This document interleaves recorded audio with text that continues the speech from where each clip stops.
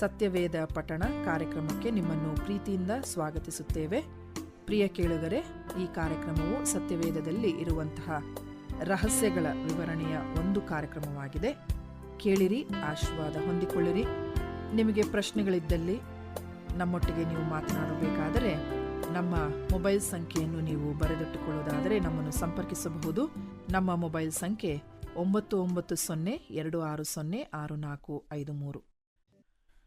ಕರ್ತನಲ್ಲಿ ಪ್ರೀತಿಯುಳ್ಳ ದೇವಜನರೇ, ನಿಮ್ಮೆಲ್ಲರಿಗೂ ಯೇಸು ಕ್ರಿಸ್ತನ ನಾಮದಲ್ಲಿ ವಂದನೆಗಳನ್ನು ತಿಳಿಸೋನಾಗಿರುತ್ತೇನೆ. ನಾವು ಈ ದಿನದ ಧ್ಯಾನಕ್ಕಾಗಿ ಆರಿಸಿಕೊಂಡಂಥ ವೇದ ಭಾಗವು ಮಾರ್ಕನು ಬರೆದ ಸುವಾರ್ತೆ 1ನೇ ಅಧ್ಯಾಯ 16-20 ವಚನಗಳು.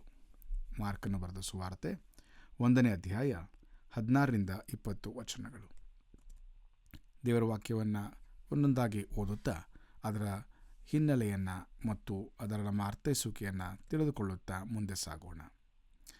ಈ ವಾಕ್ಯ ಭಾಗದಲ್ಲಿ ನಾವು ನೋಡುವ ಹಾಗೆ ಇರುವಂಥ ತಲೆಬರಹವು ಯೇಸು ಪ್ರಥಮ ಶಿಷ್ಯರನ್ನು ಮಾಡಿಕೊಂಡಿದ್ದೆಂಬುದಾಗಿ. ಅಲ್ಲಿ ವಾಕ್ಯವು ಹೀಗೆ ಆರಂಭವಾಗ್ತದೆ. 16ನೇ ವಚನದಲ್ಲಿ, ಹೀಗಿರುವಲ್ಲಿ ಆತನು ಗಲಿಲಾಯ ಸಮುದ್ರದ ಬಳಿಯಲ್ಲಿ ಹೋಗುತ್ತಿರುವಾಗ ಸೀಮೋನನ ತಮ್ಮನಾದ ಅಂದ್ರೆಯನು ಸಮುದ್ರದಲ್ಲಿ ಬಲೆ ಬೀಸುವುದನ್ನು ಕಂಡನು. ಅವರು ಬೆಸ್ತರು. ಯೇಸು ಅವರಿಗೆ, ನನ್ನ ಹಿಂದೆ ಬನ್ನಿರಿ ಎಂದು ಹೇಳುವಂಥ ಮಾತನ್ನು ನಾವು ಇವತ್ತು ಹೆಚ್ಚಾಗಿ ಧ್ಯಾನ ಮಾಡಲಿಕ್ಕಿದ್ದೇವೆ. ಇಲ್ಲಿ ಇರುವಂಥ ಮುಖ್ಯ ಸಂದೇಶ ಅಂದರೆ ಕರೆಯುವಿಕೆಯಾಗಿದೆ. ದೇವರು ಯೇಸು ಕ್ರಿಸ್ತನು ತಾನೇ ಈ ಲೋಕದಲ್ಲಿ ಸೇವೆಯನ್ನು ಮಾಡುವ ಸಮಯದಲ್ಲಿ ಅಥವಾ ಸೇವೆಯನ್ನು ಆರಂಭಿಸುವ ಸಮಯದಲ್ಲಿ ಆತನು ತನ್ನ ಜೊತೆ ಸೇವಕರಿಗೋಸ್ಕರವಾಗಿ ಒಂದು ಕರೆಯನ್ನು ಕೊಡ್ತಾ ಇದ್ದಾನೆ. ಏನಂದರೆ, ನನ್ನ ಹಿಂದೆ ಬನ್ನಿರಿ ಎಂಬುದಾಗಿ. ದೇವರ ಕರೆಯುವಿಕೆ, ನನ್ನನ್ನು ಹಿಂಬಾಲಿಸು ಎಂಬ ಕರೆಯುವಿಕೆಯು ಅದು ನಿಜವಾಗಿಯೂ ಬದಲಾವಣೆಯನ್ನು ತರುವಂಥ ಒಂದು ಮಾತಾಗಿದೆ ಪ್ರಿಯರೇ. ಸುಮ್ಮನೆ ಹಿಂಬಾಲಿಸಲಿಕ್ಕೆ ಸಾಧ್ಯವಿಲ್ಲ. ಈ ದಿನಗಳಲ್ಲಿ ನಾವು ನೋಡಿಕೊಳ್ಳುವಾಗ ಈ ಲೋಕದಲ್ಲಿ ಅನೇಕ ಜನರು ಹಿಂಬಾಲಿಸ್ತಾರೆ, ಅನೇಕ ನಾಯಕರನ್ನು ಹಿಂಬಾಲಿಸ್ತಾರೆ. ಅದು ರಾಜಕೀಯವಾಗಿರಬಹುದು, ಸಾಮಾಜಿಕವಾಗಿರಬಹುದು, ಇಲ್ಲ ಚಿತ್ರ ತಾರೆಯರಿರಬಹುದು, ಇಲ್ಲ ಯಾವುದೇ ರೀತಿಯಂಥ ಒಂದು ವ್ಯಕ್ತಿಯ ಗೌರವದ ವ್ಯಕ್ತಿಯನ್ನು ಹಿಂಬಾಲಿಸುವಂಥ ವಿಷಯ ನೋಡ್ತೇವೆ ಪ್ರಿಯರೇ. ಆದರೆ ಹಿಂಬಾಲಿಸು ಅಂತ ಹೇಳುವಾಗ ಅವರ ಹಿಂದೆ ಸುಮ್ಮನೆ ಹೋಗಿ ಬೆಂಬಲಿಸುವಂಥದ್ದು ಬೇರೆ, ಆದರೆ ಇನ್ನೊಂದು ವಿಷಯವಾಗಿ ಆ ವ್ಯಕ್ತಿಯಂತೆ ಜೀವಿಸುವುದು ಬೇರೆ ಪ್ರಿಯರೇ. ಇಲ್ಲಿ ಯೇಸು ಕ್ರಿಸ್ತನ ಕರೆಯುವಿಕೆ ಯಾಕೆ ವಿಭಿನ್ನವಾದಂಥ ಕರೆಯಾಗಿದೆ ಎಂಬುದಾಗಿ ಗೊತ್ತು. ಯಾಕೆ ಅಂದರೆ ಆತನು ಸುಮ್ಮನೆ ಹಿಂಬಾಲಿಸುವುದ ಕರೀತಾ ಬದಲಾಗಿ ಪರಿವರ್ತನೆಯ ಹಿಂಬಾಲಿಸುವಿಕೆಯನ್ನು ಆತನು ಬಯಸ್ತಾ ಇದ್ದಾನೆ ಪ್ರಿಯರೇ. ಅಂದರೆ ನಾವು ಒಂದು ಗುಂಪಿನಲ್ಲಿ ನಾವು ಕೂಡ ಒಬ್ಬರಾಗಿ ಹೋಗುವಂಥ ವಿಷಯ ಅಲ್ಲ ಇದು. ಬದಲಾಗಿ ನನ್ನ ಜೀವಿತವನ್ನು ಬದಲಾಯಿಸಿ ನಾನು ಹಿಂದೆ ಮಾಡುತ್ತಿದ್ದ ಕೆಲಸಗಳನ್ನು ಅಥವಾ ಕೆಟ್ಟ ವಿಷಯಗಳನ್ನು ಬಿಟ್ಟು ನಾನು ಬದಲಾದ ವ್ಯಕ್ತಿಯಾಗಿ ಯೇಸು ಕ್ರಿಸ್ತನನ್ನು ಹಿಂಬಾಲಿಸುತ್ತಾ ಆತನಂತೆ ಆಗಬೇಕು ಎನ್ನುವಂಥ ಕರೆ ಇದಾಗಿದೆ ಪ್ರಿಯರೇ. ಇಂಥ ಶ್ರೇಷ್ಠ ಕರೆಯನ್ನು ಯೇಸು ಸ್ವಾಮಿ ನನಗೆ ಮತ್ತು ನನಗೆ ಇವತ್ತು ಕೊಡ್ತಾ ಇದ್ದಾರೆ. ನನ್ನನ್ನು ಹಿಂಬಾಲಿಸಿದ್ರೆ ಏನಾಗುತ್ತೆ, ನಾನು ನಿಮ್ಮನ್ನು ಮನುಷ್ಯರನ್ನು ಹಿಡಿಯುವ ಬೆಸ್ತರನ್ನಾಗಿ ಮಾಡ್ತೇನೆ ಎಂಬುದಾಗಿ. ಅವರು ಬೆಸ್ತರಾಗಿದ್ದರೆ ನಾವು ವಾಕ್ಯ ನಮಗೆ ಹೇಳ್ತದೆ ಪ್ರಿಯರೇ. ನಾವು ಓದಿಕೊಂಡ ಹಾಗೆ ಅವರು ದಿನ ಬರ್ತಾಯಿದ್ರು, ಸಮುದ್ರ ಅವ್ರಿಗೆ ಭಾಳ ಪರಿಚಯವಾಗಿತ್ತು, ಅವ್ರ ದೋಣಿ ಗೊತ್ತಿತ್ತು, ಬಲೆಗಳಿದ್ದವು, ದಿನ ಹೋಗ್ತಾಯಿದ್ರು, ಎಲ್ಲಿ ಮೀನು ಸಿಕ್ಕಿದ್ರೆ ಎಂಥ ಮೀನು ಸಿಕ್ಕುತ್ತೆ ಎಂಬುದು ಜ್ಞಾನ ಇತ್ತು ಅವರಿಗೆ. ಹಾಗಾಗಿ ಹಿಡಿದುಕೊಂಡು ಬಂದು ಅವರು ತಮ್ಮ ಜೀವನವನ್ನು ಸಾಗಿಸ್ತಾಯಿದ್ರು. ಇಂಥ ಬೆಸ್ತರನ್ನು ಕರೆದು ಅವರಿಗೆ, ನೋಡ್ರಿ, ನೀವು ಕೇವಲ ಕೆಲವು ನಾಣ್ಯಗಳಿಗೆ ಮಾರುವಂಥ ಮೀನುವನ್ನು ಹಿಡಿಯೋದನ್ನು ಬಿಡ್ರಿ, ನಾನು ನಿಮ್ಮನ್ನು ಮೀನಿಗೆ ಬದಲಾಗಿ ಬೆಲೆಯನ್ನೇ ಕಟ್ಟಲಿಕ್ಕಾಗದಂಥ ಮನುಷ್ಯರನ್ನು ಹಿಡಿಯುವಂಥ ಬೆಸ್ತರನ್ನಾಗಿ ಮಾಡ್ತೇನೆ ಅಂತ ಹೇಳ್ತಾನೆ ಪ್ರಿಯರೇ. ಇವತ್ತು ಕರ್ತನು ನಮ್ಮನ್ನು ಕೂಡ ಕರೀತಾ ಇದ್ದಾನೆ. ಈ ಕರೆಯನ್ನು ನಮಗೂ ಕೂಡ ಆತನು ಎಕ್ಸ್ಟೆಂಡ್ ಮಾಡಿದ್ದಾನೆ ಪ್ರಿಯರೇ. ದೈವಿಕ ರೂಪಾಂತರದ ಭರವಸೆಯನ್ನು ಈ ಒಂದು ಕರೆಯುವಿಕೆ ನಮಗೆ ಒತ್ತಿ ಹೇಳ್ತದೆ ಪ್ರಿಯರೇ. ಇದು ಕೇವಲ ಒಂದು ಆಹ್ವಾನವಲ್ಲ, ಬದಲಾಗಿ ಪ್ರೀತಿಯ ಕರೆಯಾಗಿದೆ ಪ್ರಿಯರೇ. ನಾವು ಒಂದು ಹೊಸ ಗುರುತಿಗೆ ಬದಲಾಗುವಂಥ ಕರೆಯಾಗಿದೆ ಮತ್ತು ಯೇಸು ಕ್ರಿಸ್ತನ ಜೀವನದ ವಿಧಾನಕ್ಕೆ ನಾವು ಬದ್ಧರಾಗಿ ಜೀವಿಸಲು ಕರೆಯುವಂಥ ಕರೆಯಾಗಿದೆ. ಮತ್ತು ಅಷ್ಟೇ ಅಲ್ಲ, ನಾವು ಯೇಸು ಕ್ರಿಸ್ತನು ಈ ಲೋಕದಲ್ಲಿ ಮಾಡಿದ್ದ ಸಂಗತಿಗಳಿಗಿಂತ ಹೆಚ್ಚಿನ ದೊಡ್ಡ ಸಂಗತಿಗಳನ್ನು ಮಾಡಬೇಕು ಎನ್ನುವಂಥ ಕರೆಯಾಗಿದೆ ಪ್ರಿಯರೇ. ಈ ಕರೆಯನ್ನು ನಾವು ಹೋಗೊಡ್ತಾ ಇದ್ದೇವಾ? ಈ ಕರೆ ಹಿಂದೆ ಇರುವಂಥ ಒಂದು ಮಾತನ್ನು ಅರ್ಥವನ್ನು ನಾವು ಅರ್ಥೈಸಿಕೊಂಡು ಜೀವನ ಮಾಡ್ತಾ ಇದ್ದೇವಾ? ನಮ್ಮನ್ನು ಪರೀಕ್ಷೆ ಮಾಡಿಕೊಳ್ಳೋಣ. ದೇವರನ್ನು ಕರೆದಿದ್ದಾನೆ, ಮಗನೇ ನನ್ನನ್ನು ಹಿಂಬಾಲಿಸು, ಮಗಳೇ ನನ್ನನ್ನು ಹಿಂಬಾಲಿಸು ಎಂಬುದಾಗಿ. ಇದಕ್ಕೆ ನನ್ನ ಉತ್ತರ ಏನು, ನಿನ್ನ ಉತ್ತರ ಏನು? ಆತನು ಕೇವಲ ಒಂದು ಗುಂಪಿನಲ್ಲಿ ಬಂದಿರಿ ಎಂಬುದಾಗಿ ಕರೀತಾ ಇಲ್ಲ, ಬದಲಾಗಿ ವ್ಯಕ್ತಿಗತವಾಗಿ ನೀನು ನನ್ನನ್ನು ಹಿಂಬಾಲಿಸುವುದಾಗಿ ಆತನ ಕರೀತಾ ಇದ್ದಾನೆ ಪ್ರಿಯರೇ. ಆತನ ಹಿಂಬಾಲಿಸುವಾಗ ನಮ್ಮ ಜೀವಿತವು ಬದಲಾಗಿ ನಾವು ಮಾಡ್ತಿರುವಂತಹ ಚಿಕ್ಕ ಪುಟ್ಟ ಕೆಲಸಗಳನ್ನು ಬಿಟ್ಟು ದೇವರ ರಾಜ್ಯದ ಮಹೋನ್ನತವಾದಂಥ ಮಹಿಮೆಯ ಕೆಲಸವನ್ನು ಮಾಡಲಿಕ್ಕೆ ಆತನು ನಮ್ಮನ್ನು ನೇಮಿಸ್ತಾನೆ, ಕರೀತಾ ಇದ್ದಾನೆ ಪ್ರಿಯರೇ. ನಾವು ಆತನ ಬೋಧನೆಗಳನ್ನು ಕೇಳಿಸಿಕೊಳ್ಳುತ್ತಾ, ಅದರಂತೆ ನಡೆಯುತ್ತಾ, ಆತನ ಮಾದರಿಯನ್ನು ಅನುಸರಿಸುತ್ತಾ, ಆತನ ಮೌಲ್ಯಗಳನ್ನು ನಮ್ಮ ಜೀವಿತಗಳಲ್ಲಿ ಅಡಿಪಾಯವಾಗಿ ಹಾಕಿಕೊಳ್ಳುತ್ತಾ, ಅದರ ಪ್ರಕಾರ ನಡೆಯುತ್ತಾ, ಇತರರಿಗೂ ಅದನ್ನು ಕಲಿಸುವಂಥ, ಬೋಧಿಸುವಂಥ ಶ್ರೇಷ್ಠವಾದ ಕೆಲಸಕ್ಕೆ ಆತನು ನಮ್ಮನ್ನು ಕರೀತಾ ಇದ್ದಾನೆ ಪ್ರಿಯರೇ. ಪರಿವರ್ತನೆಯ ಕರೆ ಇದಾಗಿದೆ, ಪರಿವರ್ತನೆಯ ಕರೆ. ಯೇಸುವನ್ನು ಹಿಂಬಾಲಿಸುವುದು ಅಂದರೆ ಆತನ ಹೋಲಿಕೆಗೆ, ಅಂದರೆ ಆತನ ಸ್ವರೂಪಕ್ಕೆ ನಾವು ಬದಲಾಗುವಂಥ ಒಂದು ಪ್ರಯಾಣವಾಗಿದೆ ಪ್ರಿಯರೇ. ಹೇಗೆ ಆದಿಕಾಂಡದಲ್ಲಿ ಓದಿಕೊಳ್ಳುವಾಗೆ ಆತನು ಮನುಷ್ಯರನ್ನು ನಮ್ಮ ಹೋಲಿಕೆಗೆ ಸರಿಯಾಗಿ ನಮ್ಮ ಸ್ವರೂಪದಲ್ಲಿ ಉಂಟು ಮಾಡೋಣ ಅಂತ ಹೇಳಿದನು, ಹಾಗೆಯೇ ಈ ಕರೆಯಲ್ಲಿ ನಮಗೊಂದು ಎರಡನೆಯ ಕರೆ ಬರ್ತಾ ಇದ್ದೇನೆ, ಅಂದರೆ ನನ್ನ ಸ್ವರೂಪದಂತೆ ನೀವು ಆಗಿರಿ, ನನ್ನಂತೆ ನೀವು ಆಗಿರಿ ಎಂಬುದಾಗಿ ಆತನ ಕರೀತಾ ಇದ್ದಾನೆ ಪ್ರಿಯರೇ. ಪರಿವರ್ತನೆಯ ಕರೆಯನ್ನು ಆತನ ಬಯಸ್ತಾ ಇದ್ದಾನೆ. ಹಾಗಾದರೆ ಇದಕ್ಕೆ ನಾವು ಬದ್ಧರಾಗಿರಬೇಕು. ಶಿಷ್ಯತ್ವ ಅಂತಂದರೆ ಅದು ಹಳೆಯ ಮಾರ್ಗಗಳನ್ನು, ಹಳೆಯ ಚಟಗಳನ್ನು, ಹಳೆಯ ಮನೋಭಾವಗಳನ್ನು ಬಿಟ್ಟು ಯೇಸು ಕ್ರಿಸ್ತನ ಮನಸ್ಸನ್ನು ಹೊಂದಿಕೊಳ್ಳುವಂಥದ್ದಾಗಿದೆ. ಮತ್ತು ನಮ್ಮ ಶಿಲುಬೆಯನ್ನು ತೆಗೆದುಕೊಂಡು ಹೊತ್ತುಕೊಂಡು ಹೋಗುವಂಥ ಒಂದು ಕರೆಯಾಗಿದೆ ಪ್ರಿಯರೇ. ಮತ್ತು ಕ್ರಿಸ್ತನ ಮೇಲೆ ನಾವು ಕೇಂದ್ರೀಕರಿಸಿ ಜೀವನವನ್ನು ನಡೆಸುವುದಕ್ಕೆ ನಮ್ಮ ಜೀವನವನ್ನು ನಾವು ಸಮರ್ಪಿಸುವಂಥ ಒಂದು ಕರೆಯಾಗಿದೆ. ಇಂಥ ಒಂದು ಕರೆಗೆ ಆತ ನಮ್ಮನ್ನು ಕರೀತಾ ಇದ್ದಾನೆ, ನನ್ನ ಹಿಂದೆ ಬನ್ನಿರಿ ಎಂಬುದಾಗಿ. ಈ ಕರೆ ನಾವು ಕೇಳಿಸ್ಕೊಂಡಿದ್ದೇವಾ? ಕೇಳಿಸಿಕೊಂಡಿದ್ದರೆ ವಿಧೇಯರಾಗಿದ್ದೇವಾ? ನಮ್ಮನ್ನು ಪ್ರಶ್ನೆ ಮಾಡಿಕೊಳ್ಳೋಣ ಪ್ರಿಯರೇ. ಆತನು ಕರೆದಿದ್ದಾನೆ. ವಾಕ್ಯವು ನಮಗೆ ಬೋಧಿಸುವ ಹಾಗೆ ಕರೆದಾತನು ನಂಬಿಗಸ್ತನಾಗಿದ್ದಾನೆ. ಈಗ ನಾವು ಆ ಕರೆಗೆ ಬದ್ಧರಾಗಿ ನಂಬಿಗಸ್ತರಾಗಿ ಹಿಂಬಾಲಿಸುವಂಥ ಕೆಲಸವನ್ನು ಮಾಡ್ತಾ ಇದ್ದೇವಾ? ಇಲ್ಲ ಇನ್ನೂ ಸಹ ನಾವು ನಮ್ಮ ಹಳೆ ಜೀವಿತದಲ್ಲಿ ಕುಳಿತುಕೊಂಡು ನಮ್ಮ ಕೆಟ್ಟ ವಿಷಯಗಳನ್ನು ಬಿಡಲಿಕ್ಕೆ ಸಿದ್ಧರಾಗದೆ, ಪರಿವರ್ತನೆಯನ್ನು ಬಯಸದೆ, ಕಾಟಾಚಾರಕ್ಕಾಗಿ ಯೇಸು ಸ್ವಾಮಿಯನ್ನು ಹಿಂಬಾಲಿಸ್ತಾ ಇದ್ದೇವಾ? ಗುಂಪಿನಲ್ಲಿ ನಾವು ಒಬ್ಬರೆಂಬುದಾಗಿ ಜೀವನ ಮಾಡ್ತಾ ಇದ್ದೇವಾ? ಇಲ್ಲ ವೈಯಕ್ತಿಕವಾಗಿ ಆತನ ಕರೆಗೆ ನಾನು ಓಗೊಟ್ಟಿದ್ದೇನೆ, ಪ್ರತಿಕ್ರಿಯಿಸಿದ್ದೇನೆ, ಆತನ ಹಿಂಬಾಲಿಸ್ತಾ ಇದ್ದೇನೆ ಎಂಬುದಾಗಿ ಹೇಳುವಂಥ ಮನೋಭಾವಕ್ಕೆ ನಾವು ಬಂದಿದ್ದೇವಾ? ನಮ್ಮನ್ನು ಪ್ರಶ್ನೆ ಮಾಡಿಕೊಳ್ಳೋಣ. ಕರ್ತನು ನಮ್ಮನ್ನು ಕರೆದಿದ್ದಾನೆ. ಆತನು ಕರೆದು ಹಾಗೆ ಬಿಟ್ಟಿಲ್ಲ ಪ್ರಿಯರೇ. ಆತನು ವಾಗ್ದಾನ ಮಾಡಿದ್ದಾನೆ. ನಾವು ಆಗಲೇ ಓದಿಕೊಂಡ ಹಾಗೆ ಒಂದು ವಾಗ್ದಾನ ಉಂಟು. ಏನಪ್ಪ ಅಂದರೆ, ನಾನು ನಿಮ್ಮನ್ನು ಮನುಷ್ಯರನ್ನು ಹಿಡಿಯುವ ಬೆಸ್ತರನಾಗಿ ಮಾಡ್ತೇನೆ ಎಂಬುದಾಗಿ ಹೇಳ್ತಾನೆ ಪ್ರಿಯರೇ. The call comes with N assurance. ಕರೆಯ ಜೊತೆ ಒಂದು ವಾಗ್ದಾನ ನಮಗೆ ಆತನು ಕೊಟ್ಟಿದ್ದಾನೆ. ಅಂದರೆ ಆತನು ನಮ್ಮನ್ನು ಮೊದಲಾಗಿ ತನ್ನ ರಾಜ್ಯಕ್ಕೆ ಕರೆದಿದ್ದಾನೆ. ಆತನಂತೆ ನಾವು ಪರಿವರ್ತನೆಗೊಂಡು ರೂಪಾಂತರಗೊಂಡು ಆತನವರಾಗಿ ಬೆಳಕಿನ ಮಕ್ಕಳಾಗಿ ಜೀವಿಸಬೇಕೆಂಬುದಾಗಿ ಆತನು ಕರೆದಿದ್ದಾನೆ. ನಮ್ಮನ್ನು ಕರೆದು ನಮ್ಮನ್ನು ಹಾಗೆ ಬಿಡದೆ ನಮಗೊಂದು ಕೆಲಸವನ್ನು ಕೊಟ್ಟಿದ್ದಾನೆ ವಾಗ್ದಾನ ಮುಖಾಂತರವಾಗಿ. ಅಂದರೆ ನೀವು ಹೋಗಿ ಇತರರನ್ನು ನನ್ನ ರಾಜ್ಯಕ್ಕೆ ಕರೆಕೊಂಡು ಬನ್ನಿರಿ, ಅದಕ್ಕಾಗಿ ನಾನು ನಿಮ್ಮನ್ನು ಮನುಷ್ಯರನ್ನು ಹಿಡಿಯುವ ಬೆಸ್ತರನ್ನಾಗಿ ಮಾಡಿದ್ದೇನೆ ಎಂಬುದಾಗಿ ಆತನು ಹೇಳ್ತಾ ಇದ್ದಾನೆ ಪ್ರಿಯರೇ. ವಾಗ್ದಾನ ಬಂದದೆ, ನಮಗೊಂದು ಜವಾಬ್ದಾರಿ ಕೊಟ್ಟಿದ್ದಾನೆ. ನಮ್ಮನ್ನು ಪರಿವರ್ತನೆ ಮಾಡಿದಂಥ ಶಕ್ತಿಯನ್ನು ನಾವು ಇಟ್ಟುಕೊಂಡು ಬಳಸಿಕೊಂಡು ಕರ್ತನ ಕೃಪೆಯಿಂದ, ಆತನ ಮಹಿಮೆಯಿಂದ, ಆತನ ಬಲದಿಂದ ನಾವು ಮತ್ತೊಬ್ಬರನ್ನು ಪರಿವರ್ತಿಸುವಂಥ ಜವಾಬ್ದಾರಿ ನಮಗೆ ಕರೆದಿದ್ದಾನೆ ಪ್ರಿಯರೇ. ವ್ಯಕ್ತಿಗಳನ್ನು ರೂಪಿಸುವ ಕೆಲಸಕ್ಕೆ, ಬದಲಿಸುವ ಕೆಲಸಕ್ಕೆ ಆತನ ಶಕ್ತಿ ನಮ್ಮನ್ನು ತುಂಬಿಸಿ ಈ ವಾಗ್ದಾನವನ್ನು ಕೊಟ್ಟು ಆತನ ನಡೆಸ್ತಾ ಇದ್ದಾನೆ ಪ್ರಿಯರೇ. ಮತ್ತು ಜನರನ್ನು, ಕತ್ತಲಿರುವಂಥ ಜನರನ್ನು ಅವರನ್ನು ಬಿಡಿಸಿ ನಿರ್ದಿಷ್ಟವಾದ ದೇವರ ಉದ್ದೇಶ ಮತ್ತು ಚಿತ್ತಕ್ಕೋಸ್ಕರವಾಗಿ ನಾವು ಸಿದ್ಧ ಮಾಡುವಂತೆ ಆತನು ನಮ್ಮನ್ನು ಕರೆದಿದ್ದಾನೆ ಪ್ರಿಯರೇ. ದೇವರ ಕೆಲಸ ಏನು ಅಂತ ನೋಡಿಕೊಳ್ಳುವಾಗ ಶಿಷ್ಯತ್ವವು ಅಂತಿಮವಾಗಿ ದೇವರ ಕೆಲಸವಾಗಿದೆ.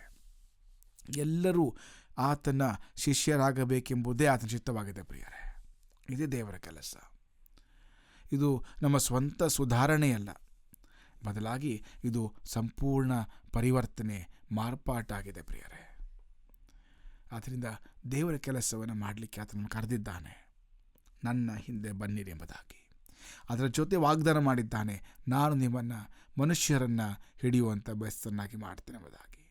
ನೋಡ್ರಿ, ಇವತ್ತು ನಾವು ಒಂದು ಮೀನನ್ನು ಹಿಡಿದ್ರೆ, ನದಿಯಲ್ಲಿರ್ಬೋದು, ಸಮುದ್ರದಲ್ಲಿರ್ಬೋದು, ಅದನ್ನು ಹಿಡಿದಾಗ ಫ್ರೆಶ್ ಇರತ್ತಷ್ಟೇ ಅದು.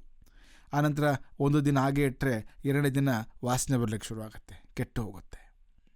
ಆದರೆ ದೇವರು ನಮ್ಮನ್ನು ಅಂಥ ಒಂದು ವಿಷಯದಿಂದ ಕರೆದು ಕೆಟ್ಟು ಹೋಗುವಂಥ ವಿಷಯಗಳಿಗೋಸ್ಕರ ನಾವು ಸಂಪೂರ್ಣ ನಮ್ಮ ಜೀವಿತವನ್ನು ಹಾಳು ಮಾಡಿಕೊಳ್ಳದೆ, ಅದು ಸಂಪೂರ್ಣವಾಗಿ ಅರ್ಥ ಮಾಡಿಕೊಳ್ಳದೆ, ಶಾಶ್ವತವಾಗಿರುವಂಥ ಆತ್ಮಗಳನ್ನು ಕತ್ತಲೆಯಿಂದ ಬಿಡಿಸಿ ದೇವರಾಜ್ಯಕ್ಕೆ ತರಲಿಕ್ಕೋಸ್ಕರವಾಗಿ ಶ್ರೇಷ್ಠವಾದ ಕೆಲಸಕ್ಕೆ ನಮ್ಮ ಆತನ ಕರೆದಿದ್ದಾನೆ ಪ್ರಿಯರೇ.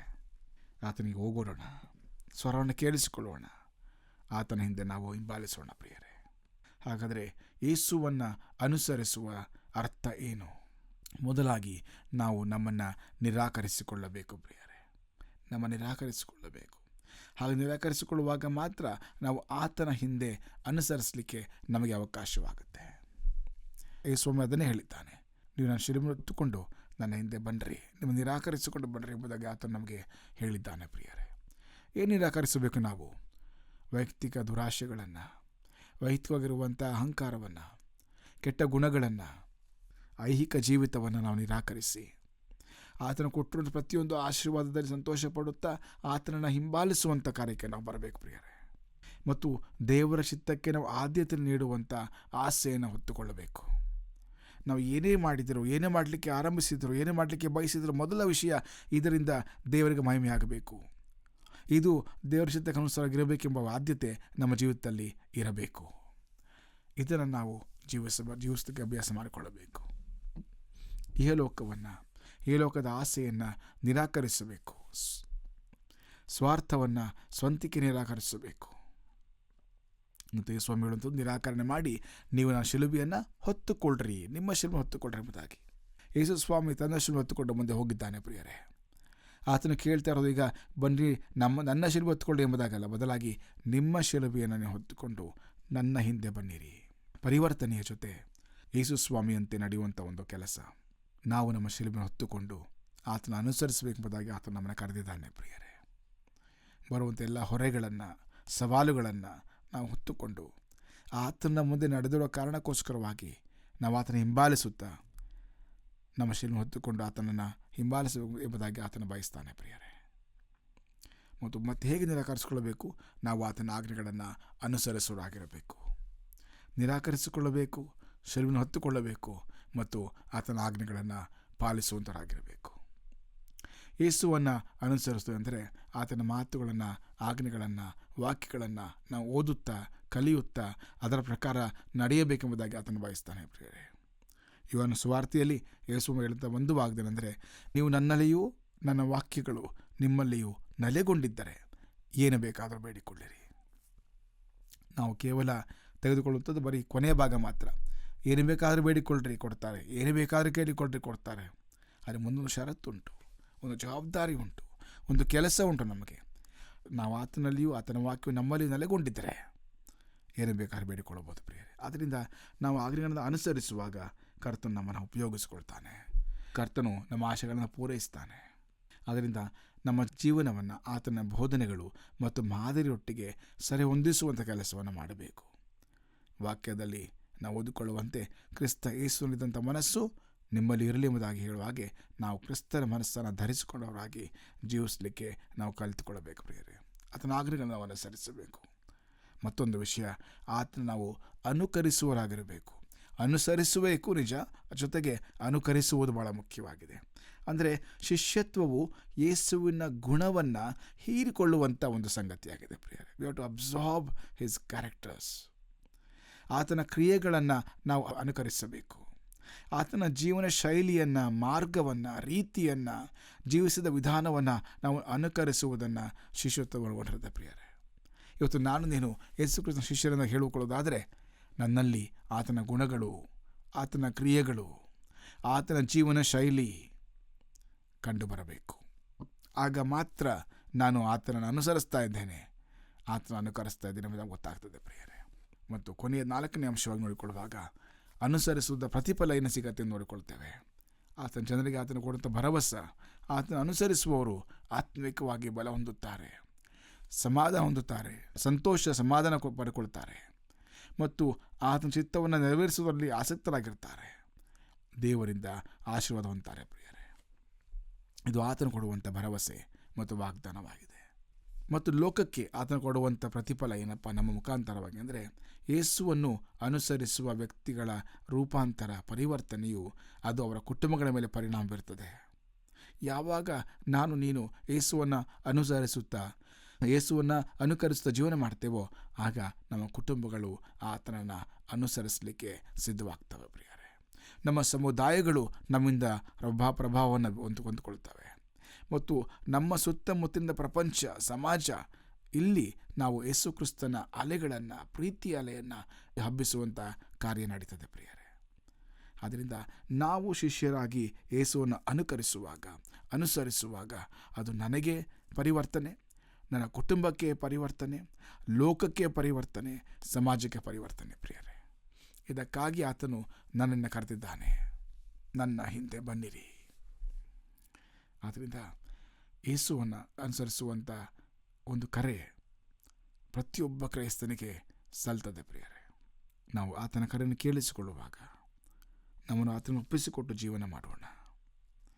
ಯಾಕೆಂದರೆ ಈ ಒಂದು ಆಹ್ವಾನವು ಸರಳವಂತ ನಿರ್ಧಾರವಲ್ಲ. ನಾನು ಇವತ್ತು ಬರ್ತೀನಿ ಅಂತ ಹೇಳಿ ನಾನು ಹಿಂದೆ ಹೋಗ್ಲಿಕ್ಕೆ ಸಾಧ್ಯವಿಲ್ಲ. ಹೌದಾದರೆ ಹೌದು, ಇಲ್ಲವಾದರೆ ಇಲ್ಲ. ಯೇಸುವನ್ನು ಹಿಂಬಾಲಿಸುವಂಥ ತೀರ್ಮಾನ ನಾವು ಮಾಡಬೇಕು. ಆತನಂತೆ ಆಗುವಂಥ ತೀರ್ಮಾನ ಮಾಡಬೇಕು. ಆತನಾಗಿ ನಾವು ಬದಲಾಗುವಂಥ ಜೀವನ ನಡೆಸಬೇಕು. ಆತನ ಸಾರೂಪ್ಯಕ್ಕೆ ನಾವು ಸೇರಬೇಕು ಪ್ರಿಯರೇ. ಇತರರನ್ನು ಆತನ ರಾಜ್ಯಕ್ಕೆ ಸೆಳೆಯಲು ನಾವು ಸಿದ್ಧವಾಗಬೇಕು. ಹೀಗೆ ಸೆಳೆಯಲಿಕ್ಕೋಸ್ಕರವಾಗಿ ನಾವು ದೇವರಿಂದ ಉಪಯೋಗಿಸಪಡಲಿಕ್ಕೆ ನಮ್ಮನ್ನು ಆತನಿಗೆ ಒಪ್ಪಿಸಿಕೊಡುವಂಥ ಜೀವನರಾಗಬೇಕು. ಮತ್ತು ಆತನ ವಾಕ್ಯಕ್ಕೆ ನಾವು ವಿಧೇಯತೆಯಿಂದ ಜೀವಿಸುವಂಥ, ಬದುಕುವುದರಿಂದ ಬರುವಂಥ ಸಂತೋಷ ಮತ್ತು ಆಶೀರ್ವಾದವನ್ನು ಅನುಭವಿಸುವ ಜೀವನಕ್ಕೆ, ಪ್ರಯಾಣಕ್ಕೆ ನಾವು ಸಿದ್ಧವಾಗಬೇಕು ಪ್ರಿಯರೇ. ಕರ್ತನು ಇದಕ್ಕೋಸ್ಕರ ನಮ್ಮನ್ನು ಕರೆದಿದ್ದಾನೆ. ಆತನು ಮಾಡಿದಂಥ ವಾಗ್ದಾನ, ಈ ಲೋಕದಲ್ಲಿ ನಿಮಗೆ ಸಂಕಟ ಉಂಟು, ಆದರೆ ಧೈರ್ಯವಾಗಿರಿ, ನಾನು ಲೋಕವನ್ನು ಜಯಿಸಿದ್ದೇನೆ ಮತ್ತು ನನ್ನ ಶಾಂತಿ ನಿಮ್ಗೆ ಕೊಡ್ತೇನೆ. ಈ ಲೋಕದ ಶಾಂತಿಯಲ್ಲ, ದೇವರ ಶಾಂತಿ, ದೇವರ ಸಮಾಧಾನವನ್ನು ನಮ್ಗೆ ಕೊಡ್ತಾನೆ ಪ್ರಿಯರೇ. ನಾವು ಯಾವಾಗ ಆತನ ಹಿಂಬಾಲಿಸ್ತೇವೋ, ಯಾವಾಗ ನಾವು ಆತನ ಅನುಕರಿಸ್ತೇವೋ, ಯಾವಾಗ ನಾವು ಆತನ ವಾಕ್ಯದ ಪ್ರಕಾರ ಜೀವಿಸ್ತೇವೋ, ಯಾವಾಗ ನಾವು ನಮ್ಮನ್ನು ನಿರಾಕರಿಸಿಕೊಳ್ತೇವೋ, ನಮ್ಮ ಶಿರವನ್ನು ಹೊತ್ತುಕೊಳ್ತೇವೋ ಮತ್ತು ಆತನ ಆಜ್ಞೆಗಳನ್ನು ಪಾಲಿಸ್ತೇವೋ, ಆಗ ದೇವರ ಕಾರ್ಯ ನಮ್ಮ ಜೀವಿತದಲ್ಲಿ, ನಮ್ಮ ಕುಟುಂಬ ಜೀವಿತದಲ್ಲಿ, ಸಾಮಾಜಿಕ ಜೀವಿತದಲ್ಲಿ ನಾವು ಕಾಣ್ತೇವೆ ಪ್ರಿಯರೇ. ಆತನ ಕೊಡುವಂಥ ಆಶೀರ್ವಾದವನ್ನು ಕಾಣ್ತೇವೆ, ಆತನ ಮಹಿಮೆಯನ್ನು ನಾವು ಕಾಣ್ತೇವೆ ಮತ್ತು ನಮ್ಮ ಮೂಲಕವಾಗಿ ಆತನಿಗೆ ಮಹಿಮೆ ಆಗ್ತದೆ. ಹಾಗಾದರೆ ಕರೆ ಬಂದದೆ, ಕರ್ತನು ಕರೆದಿದ್ದಾನೆ. ನಾನು ನೀನು ಆ ಕರೆಗೆ ಸಿದ್ಧವಾಗಿದ್ದೇವೋ? ಕರೆಗೆ ಹೋಗೊಟ್ಟಿದ್ದೇವೋ? ಉತ್ತರ ನೀಡಿದ್ದೇವೋ? ಆತನ ಹಿಂಬಾಲಿಸ್ತಾ ಇದ್ದೇವೋ? ನಾವು ಪ್ರಶ್ನೆ ಮಾಡಿಕೊಳ್ಳೋಣ ಪ್ರಿಯರೇ. ಉತ್ತರ ಕೊಟ್ಟು ಆತನ ಅನುಸರಿಸ್ತಾ ಇರುವುದಾದರೆ ದೇವರಿಗೆ ಸ್ತೋತ್ರ. ಇಲ್ಲವಾದರೆ ಇವತ್ತು ಕೂಡ ಆತನ ಕರೀತಾ ಇದ್ದಾನೆ, ಮಗನೇ ಮಗಳೇ ನನ್ನ ಹಿಂಬಾಲಿಸಿ ಎಂಬುದಾಗಿ. ಇವತ್ತು ಒಪ್ಪಿಸಿಕೊಡ್ತೀಯೋ? ಇವತ್ತು ಕರೆಗೆ ನೀನು ಹೋಗೊಡ್ತೀಯೋ? ಉತ್ತರ ಕೊಟ್ಟು, ಸ್ವಾಮಿ ಈಗೋ ನಿನ್ನ ಬೆಳಗ್ಗೆ ಬರ್ತೀನಿ ಎಂಬುದಾಗಿ ಹೇಳ್ತೀಯೋ? 20ನೇ ವಚನದಲ್ಲಿ ವಾಕ್ಯದ ಹೇಳುವಂತೆ, ಇವರು ದೋಣಿಯಲ್ಲಿ ತಮ್ಮ ಬಲೆಗಳನ್ನು ಸರಿ ಮಾಡುತ್ತಿದ್ದರು. ಕರೆದ ಕೂಡಲೇ ಅವರನ್ನು ಕರೆದನು. ಅವರು ತಮ್ಮ ತಂದೆಯ ಜವದಾಯನನ್ನು ಕೂಲಿಯಾಳುಗಳ ಸಂಗಡ ದೋಣಿಯಲ್ಲಿ ಬಿಟ್ಟು ಆತನ ಹಿಂದೆ ಹೋದರು ಎಂಬುದಾಗಿ ವಾಕ್ಯ ಹೇಳುತ್ತೆ ಪ್ರಿಯರೇ. ಹಾಗಾದರೆ ಶಿಷ್ಯರು ಯೇಸು ಕ್ರಿಸ್ತನ ಕರೆಗೆ ಕೊಟ್ಟು ಹಿಂದೆ ಬಂದರು. ಆ ಒಂದು ಕಾರಣದಿಂದಾಗಿ ಇಡೀ ಲೋಕಕ್ಕೆ ಸುವಾರ್ತೆ ಸಾರಲ್ಪಟ್ಟಿತು ಪ್ರಿಯರೇ. ಇವತ್ತು ನಾನು ಕರ್ತನ ಕರೆಗೆ ಕೇಳುವುದಾದರೆ ನನ್ನ ಸಮಾಜ, ನನ್ನ ಸಮುದಾಯ, ನನ್ನ ಪ್ರಪಂಚದಲ್ಲಿ ಕರ್ತನ ಸುವಾರ್ತೆಯನ್ನು ಸಾರಲಿಕ್ಕೆ ನನಗೆ ಅವಕಾಶ ಕರ್ತನ ಕೊಡ್ತಾ ಇದ್ದಾನೆ. ಹಾಗೆ ಒಪ್ಪಿಸಿಕೊಡೋಣ, ಕರ್ತನ ಕರೆಗೆ ಹೋಗೋಣ, ಹೌದು ಅಂತ ಹೇಳೋಣ, ಆತನ ಹಿಂಬಾಲಿಸುತ್ತಾ ಆತನಂತೆ ಆಗೋಣ, ಆತನ ಚಿತ್ತಕ್ಕೆ ವಿಧೇಯರಾಗಿ ಜೀವಿಸೋಣ. ದೇವರ ವಾಕ್ಯಗಳನ್ನು ಮತ್ತು ನಮ್ಮನ್ನು ಆಶೀರ್ವದಿಸಲಿ. ಪ್ರಾರ್ಥನೆ ಮಾಡೋಣ. ಪರಿಶುದ್ಧನಾಗಿರುವಂಥ ನಮ್ಮ ತಂದೆಯೇ, ನಿನ್ನ ವಾಕ್ಯಗಳಿಗಾಗಿ ನನಗೆ ಸ್ತೋತ್ರ ಸ್ವಾಮಿ. ನಿನ್ನ ಕರೆಗಾಗಿ ಸ್ತೋತ್ರ ಕರ್ತನೆ. ಶಿಷ್ಯರು ಕರ್ತನ ಕರೆಗೆ ಹೋಗೊಟ್ಟು ನೀನು ಹಿಂಬಾಲಿಸಿದ ಹಾಗೆ ಇವತ್ತು ನಾವು ಕೂಡ ಕರ್ತನ ಕರೆಗೆ ಹೋಗೊಟ್ಟು ಹಿಂಬಾಲಿಸುವಂತೆ ಸಹಾಯ ಮಾಡು. ಯಾರು ಕರ್ತನೆ ಹಿಂಬಾಲಿಸ್ತಾ ಇದ್ದಾರೆ ಅದಕ್ಕಾಗಿ ನಿನಗೆ ಸ್ತೋತ್ರವಾಗಲಿ. ಇವತ್ತು ಯಾರು ಕರ್ತನಿನ ಕರೆಗೆ ಹೋಗೊಟ್ಟು ಹೌದು ಅಂತ ಹೇಳಿದ್ದವ್ರನ್ನ ಆಶೀರ್ವದಿಸಿ ಬಲಪಡಿಸು ಸ್ವಾಮಿ. ಮನುಷ್ಯನಿಡು ಬೆಸ್ತನಾಗಿ ನಮ್ಮನ್ನು ರೂಪಿಸು, ಬಲಪಡಿಸು. ಹೀಗಾಗಿ ಬಾಳುವಂತೆ ಸಹಾಯ ಮಾಡು. ಕೊಟ್ಟ ವಾಕ್ಯಕ್ಕಾಗಿಯೂ ಪ್ರೀತಿಗಾಗಿ ಪ್ರಸನ್ನತೆಗಾಗಿ ನಿನ್ನ ಕರೆಗಾಗಿ ಸ್ತೋತ್ರ ಸಲ್ಲಿಸುತ್ತಾ ಈ ಪ್ರಾರ್ಥನೆಯನ್ನು ಯೇಸು ಕ್ರಿಸ್ತನ ದಿವ್ಯ ನಾಮದಲ್ಲಿ ಸ್ತೋತ್ರ ಮಾಡುತ್ತಾ ಬೇಡುವುದೇ ನಮ್ಮ ತಂದೆಯೇ. ಆಮೇನ್.